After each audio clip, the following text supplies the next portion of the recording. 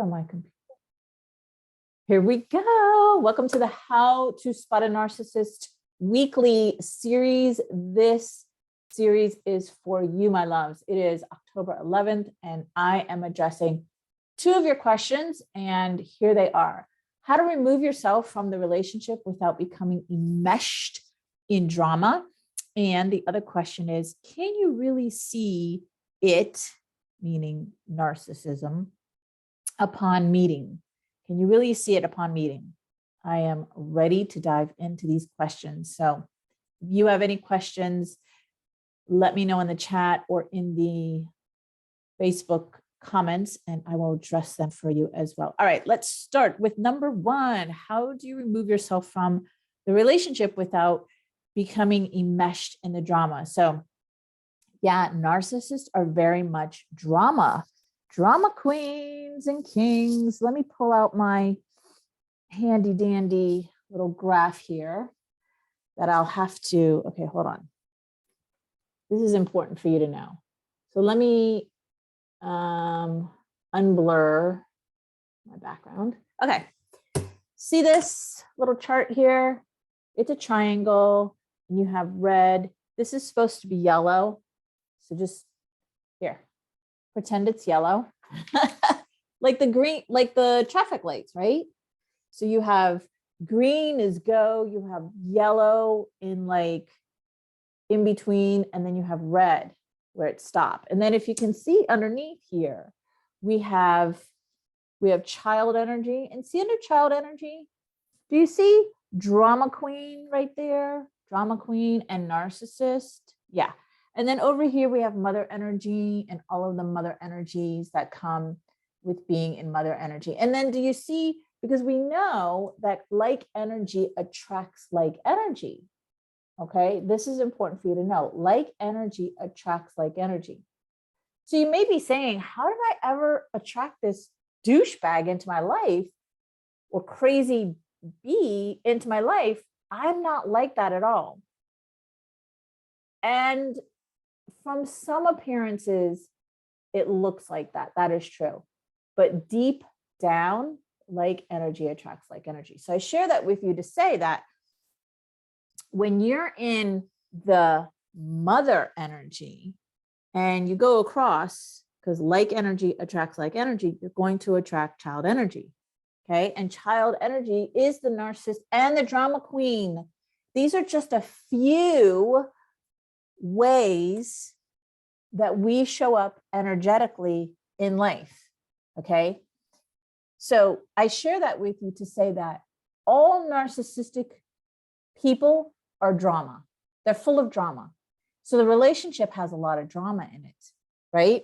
And so this is just like, it's almost like a prerequisite, like a precursor, like, okay, I know this is going to happen. I know this person is dramatic. Okay. So now that you have this information, how do you, if you're leaving the relationship, removing yourself from the relationship without getting caught up in all of the drama? Well, one way to do that is for you to unhook yourself from the triggers that the drama brings. Okay, unhook your energy from the emotions in the drama. So if the drama is that person shows up with, there's triggers that come in these relationships, right? So if that person comes with, I'll just use myself as an example, my old version of me that I view as the abused Denise, how I avoided the drama when I was leaving the relationship. And believe me, I was in plenty of drama prior to making that decision. Plenty.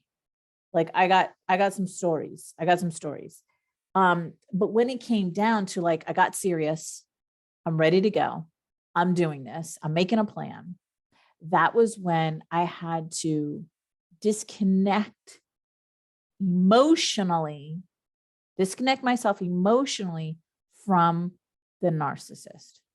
Meaning, because if you know my story, you know that he attempted suicide a few times and was addicted to pills and like all of the things that come in these types of relationships, right? So, and my main concern was, because at that point I wasn't concerned with, oh, I love him and I want to save him, because that part of my time was over.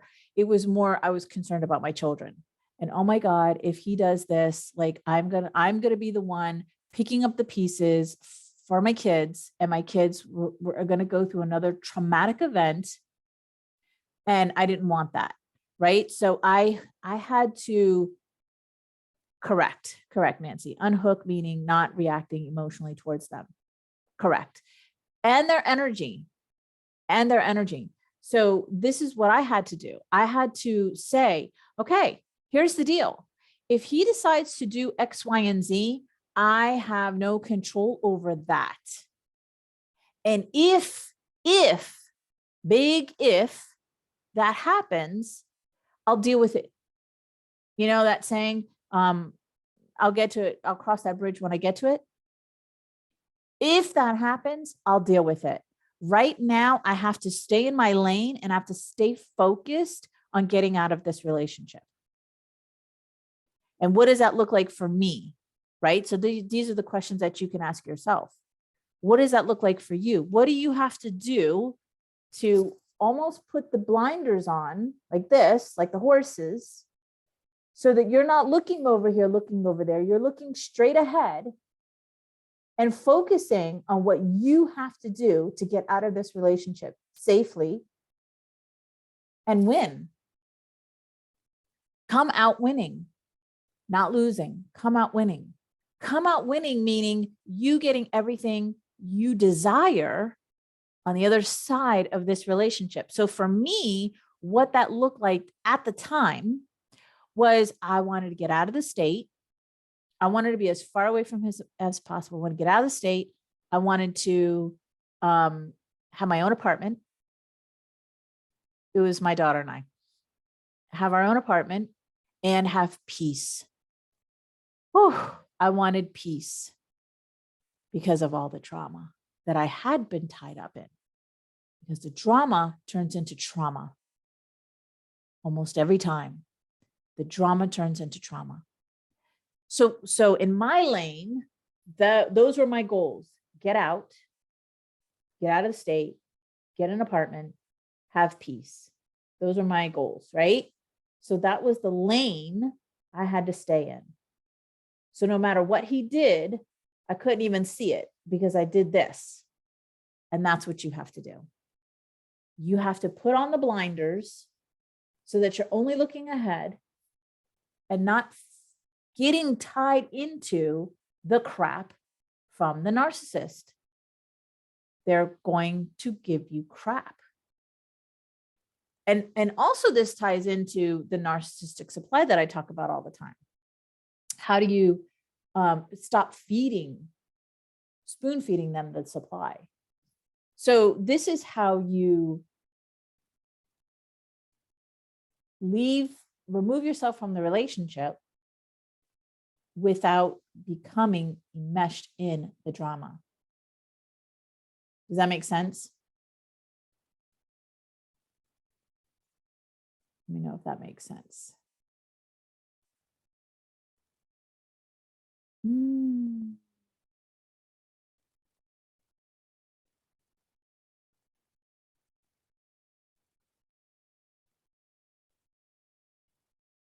Okay. So I'm reading your question, Nancy.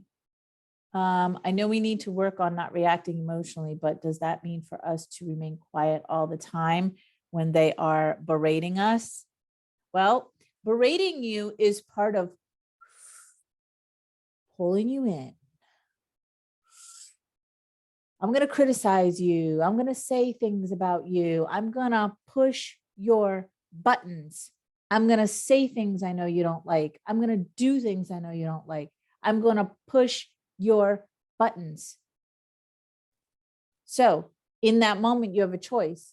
Do you stand up and defend yourself and be right? Or do you brush it off?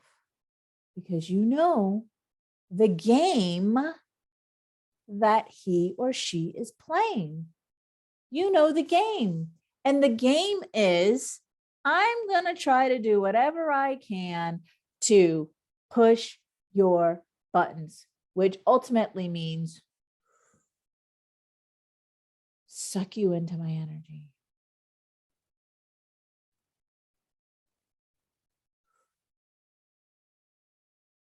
That's the goal of the narcissist. To, you know that saying, misery loves company? That's what's happening. So you have to decide in that moment. He's gonna, so I get loud, but mainly to tell him to stop because he's doing it around the children. He's gonna do what he's gonna do. He's gonna do what he's gonna do.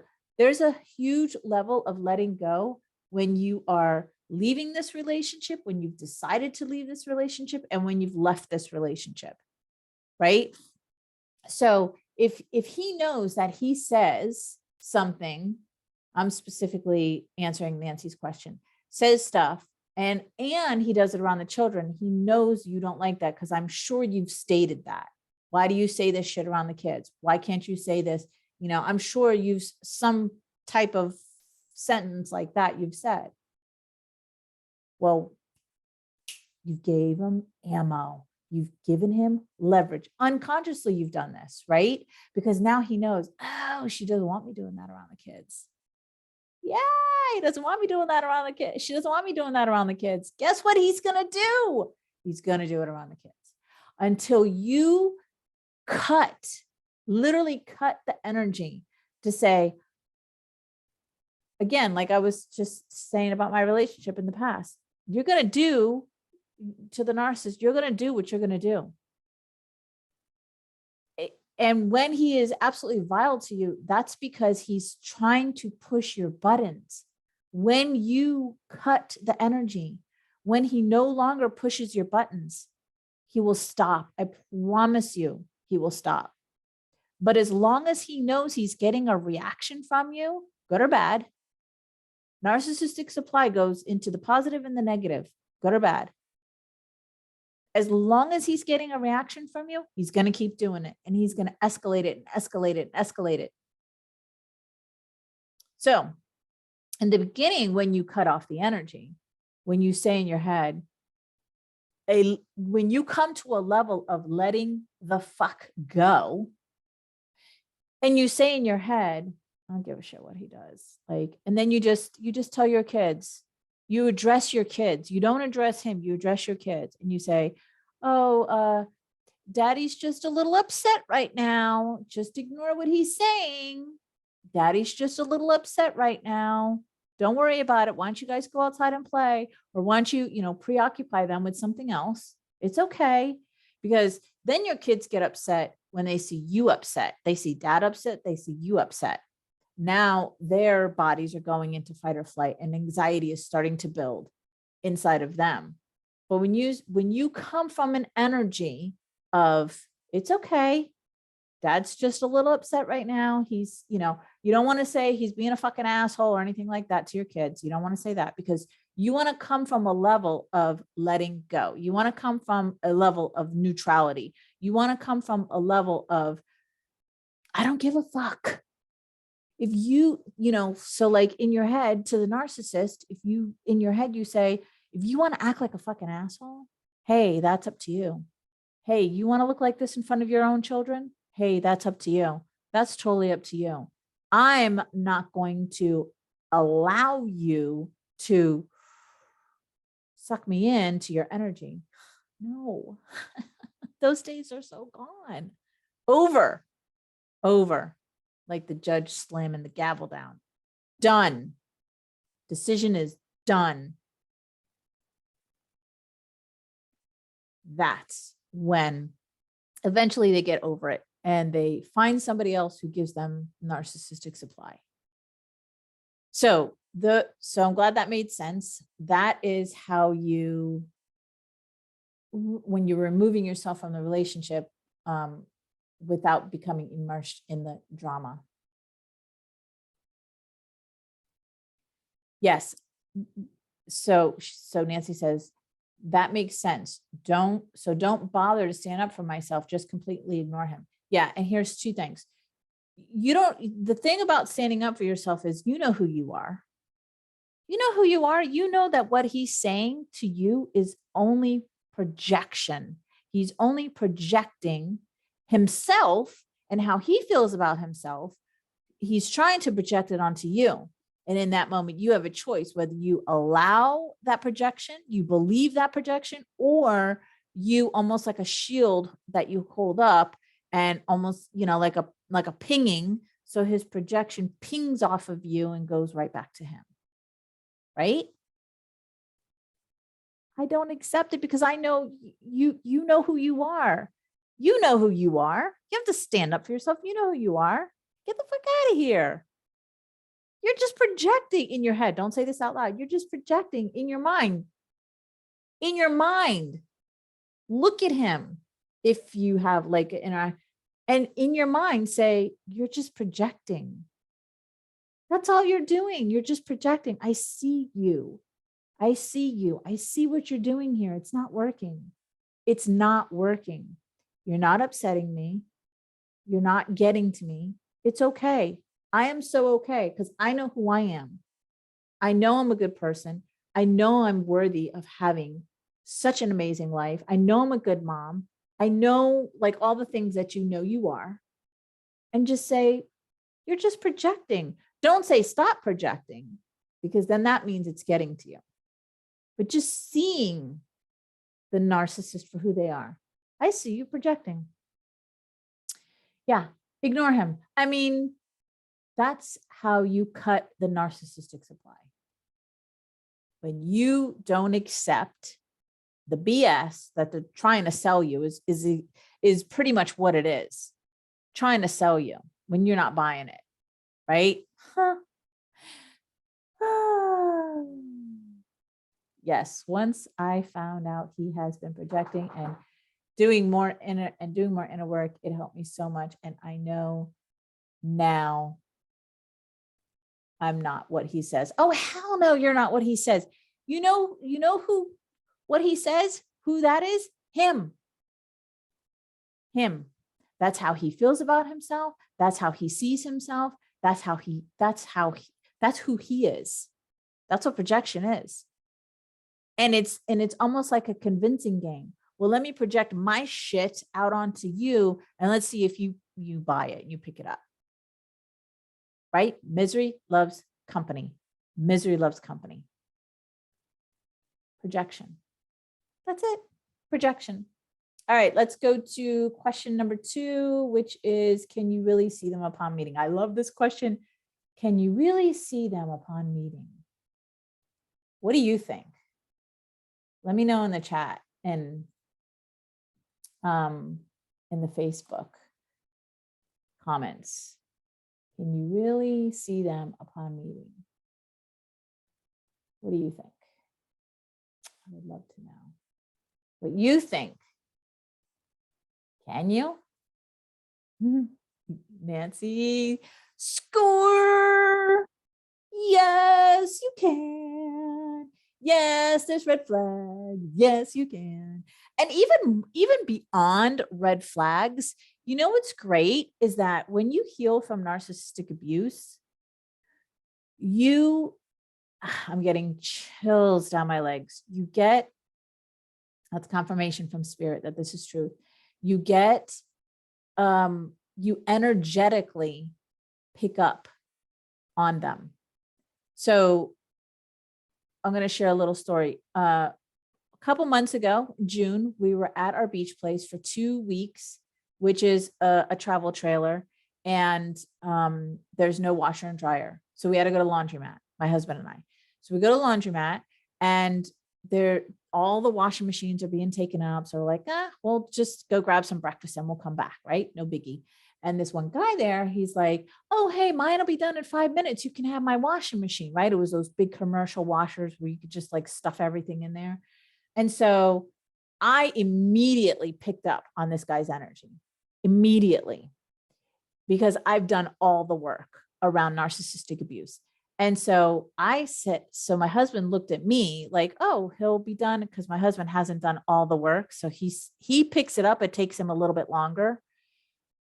And he looked at me like, oh, do you want to wait for 5 minutes? And I gave him the eye like, no, let's go. Let's go.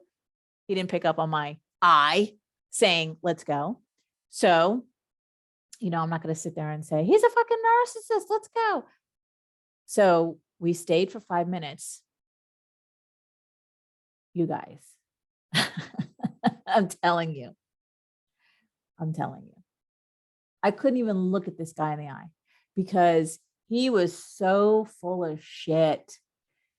Within, I'm going to say 5 minutes, but I'm going to probably even sooner. Within 5 minutes, I was like, oh my God.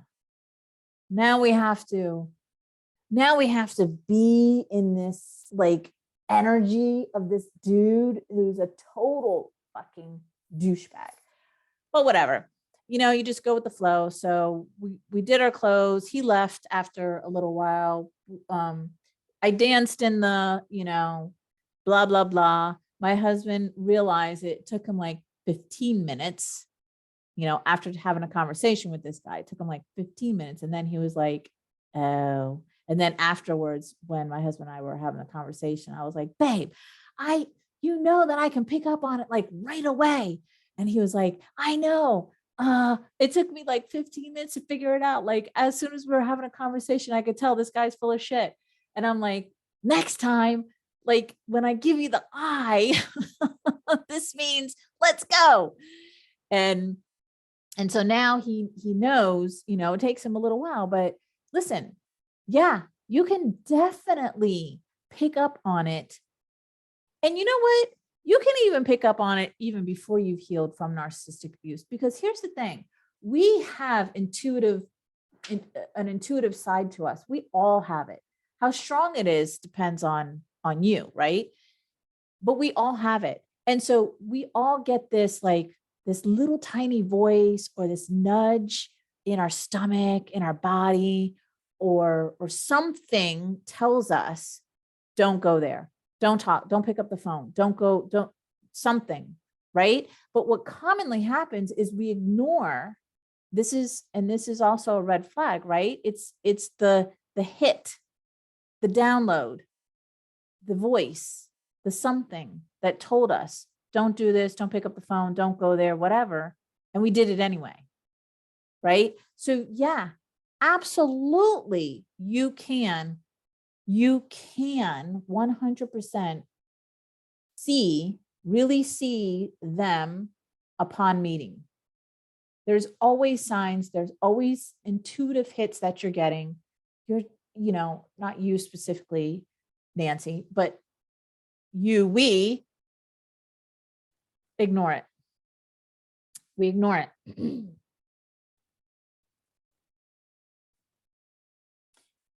Okay. So Nancy says, there were red flags since the beginning. I ignored my body, my gut, my feelings, my intuition with a sad face. Okay. Don't be sad about that, because all of that happened for a reason. Everything that we have gone through in life happened for us, not to us, for us. So yeah, we could look at it one way and go, oh, I ignored it. I'm so mad at myself. Why did I do that? Now I have a kid with him or a family, and now I had to go through all this stuff. Like I could say, why did I? Because I had red flags too. I ignored them. Same thing. They were red flags. In 22 years, I went through and had 2 kids with him. So part of me could say, oh, or you can choose to go, okay, why did I ignore it? And what was I supposed to learn in this experience? Right? Do I look at my 22 years and my past relationship with my ex-husband as a waste? As I shouldn't have done that? As, the best years of my life, as they say, I wasted on him? No. Not at all. Not at all. I look at those 22 years, first of all, I wouldn't have my 2 children. So that's a blessing, right? And also, it was the first time I fell in love because I loved him. I really loved him. It's the first time I got to experience, buying a family home and having a family life and having children and all the experiences, all the good experiences that came into that 22 years. I don't look at it as a waste at all. I don't look at it as a mistake at all. I look at it as I needed to go through that because I needed to learn about myself. And I needed to have those experiences come to me. So, in other words, it all happened for me, not to me. And beating yourself up is more abuse. It's you abusing you. So, that's that. I know it hasn't been a waste. I absolutely believe it was me to begin having an awakening so I can be my authentic self and live the life I am intended to live. Yes, I'm mainly upset because my decisions to keep taking him back allowed my oldest to have trauma. Okay, that's a great point, Nancy. That's a great point because I first of all, I see you, I feel you, I love you, I get it. I went through a lot of guilty feelings for having stayed in the relationship because my thoughts were, oh, if I would have left earlier, my kids wouldn't have gone through the trauma that they went through. Like my 14-year-old daughter at the time, witnessing her dad attempt suicide. And then my 13-year-old son and I coming home to that craziness. And then everything that followed after that. Hospitals, cops, ambulances, all the things, psych wards, just so much, just so much. So much. This is deep. And you know what? I'm going to say, Nancy, to hold this, copy and paste what you said, and let's talk about it on our next call. I think this is really deep and it would be a really good, it needs some time for me to address, right? And we're running out of time because we got 2 minutes left. So yeah, let's address that on our next call. I think that would be really, really good to really go deep and hash it all out. All right, my love. Thank you. Thank you for that. You always have such great questions. Okay. So thanks for the love on Facebook. I don't know who that is. I don't know who's watching, but thank you. And what I have for you is the Win Divorcing a Narcissist Masterclass. I'm doing it again, November 5th. I am so excited. Thank you, Nancy. I love your energy. I'm so excited to do this class again. I'm so excited to do this class again because round 1, the one that we just did on the 8th, was fantastic. Every single woman who showed up got a lot out of the masterclass, got a lot of insights, and some have even decide, if you attended the masterclass, you know what that means, to continue this journey of winning at divorcing a narcissist. And so that's what I have for you. I'm doing it again. The website is ready to rock and roll, and you can join anytime. We're doing it again, November 5th. It's also a Saturday. And hey, Tammy, I'm excited to do this again. Now, for those of you who have attended the first one, do not register and pay for this one again. And I'll tell you why in private. Okay. So if you've attended the first one on 10/8 and you want to come to the next one, hold your horses. I got you. Okay. But for those of you who haven't attended the masterclass, because I got a lot of interest in the masterclass, and maybe it wasn't the right time. Maybe the Saturday at that time didn't work. I don't know what it was for you, but if you haven't attended it and you feel a calling to this masterclass, click the link and join. It's going to be amazing. It's going to be amazing. And I'm excited to do this again for you and to share more information for you. And that is my call to action for you today on Tuesday. So here's what we're going to talk about. Unless I get another question, here's what we're going to talk about next Tuesday. This is really good too. These next two are juicy. What to look for on their social media profile before you even waste your time meeting them. That's a good one, right? And what 3 red flags should I be looking for? I don't know why 3 is in there, but okay. That's what I'm going to talk about on next Tuesday afternoon. Unless someone throws me like an emergency, got to talk about this, please address it, then I will copy and paste and I will do that next Tuesday. All right, my loves, have an amazing, juicy, yes, totally want to do that. Okay, I will see you next Tuesday. Bye.